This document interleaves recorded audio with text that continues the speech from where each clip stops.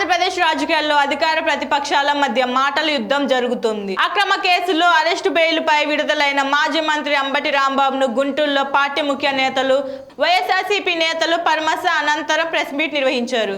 దేశంలో ఎక్కడా కూడా ఇటువంటి దాడులు ఉండవండి. 2 దఫాలు కాపులు సహకారంతో 2 సార్లు ముఖ్యమంత్రి అయ్యారు. 2 సార్లు కూడా కాపుల్ని టార్గెట్ చేసి అవమానం పాలు చేస్తా ఉన్నారు.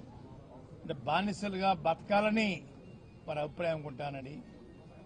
ముందుసారి అయితే రాంబాబు గారి లాగా నన్ను, నా భార్యని, నా కోడలని, కొడుకుని కూడా నీచాతి నీచంగా కొట్టించడం, తిట్టించడం, లంజా రావే, జుట్టు మెలిదిప్పి ఖండించడం పోలీసుల చేత చేయించిన మహానుభావుడు చంద్రబాబు నాయుడు గారండి.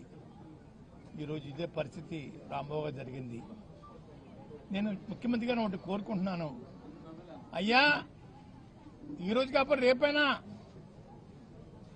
మాకు జరిగిన అవమానం లాంటిది మీ మేడం గారికి, మీకు, మీ కోడల గారికి, మీ అబ్బాయి గారికి జరిగితే మీ ఫీలింగ్స్ ఎలా ఉంటాయో చెప్పాలని నేను కోరుకుంటా ఉన్నానండి. మేము బానిసలం కాదండి అయ్యా. పాకిస్తాన్ నుంచో, ఆఫ్ఘనిస్తాన్ నుంచో వలస రాలేదండి అయ్యా. ఇక్కడే పుట్టాం, ఇక్కడే పెరిగామండి. కానీ నీచాతి నీచంగా మమ్మల్ని చూడటం, బాధించడం బాధగా ఉందని ముఖ్యమంత్రి గారు. రెండోది, తిరుపతి లడ్డు విషయంలో అబద్దాల మీద అబద్దాలు రోజు వల్లించడం సమాజం నవ్వుకుంటుందండి. భక్తుల యొక్క మనోభావాలు దెబ్బతింటున్నాయండి. గుళ్ళకి వెళ్ళకూడదు, గుళ్ళో పెట్టే ప్రసాదం తినకూడదని అభిప్రాయం మీ మాట బట్టి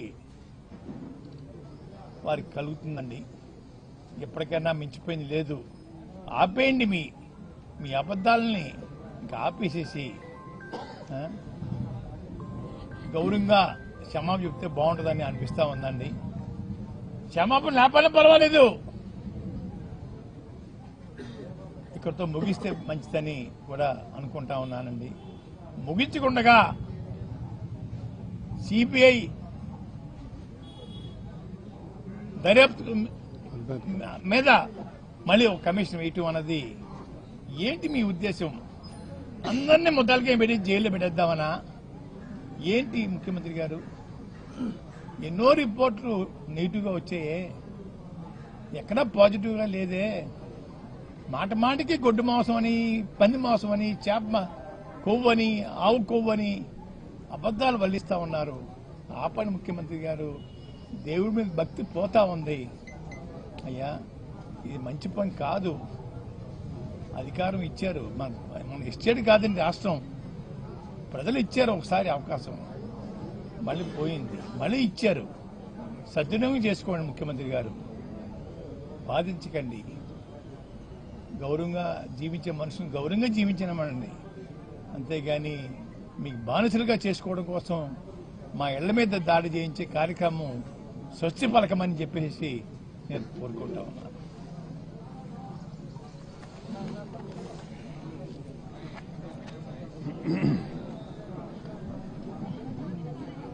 ఈరోజు చాలా దురదృష్టకరమైనటువంటి సన్నివేశం. అంబటి రాంబాబు గారిని అరెస్ట్ చేయటం, సరే విడుదలవుతారంటే మళ్ళీ ఇంకో పీటీ వారెంట్ వేసి అరెస్ట్ చేయటం, ఈ విధంగా అరెస్టుల మీద అరెస్టులు చేసి జైల్లో పెట్టడం అది ఎంతవరకు సమంజసమో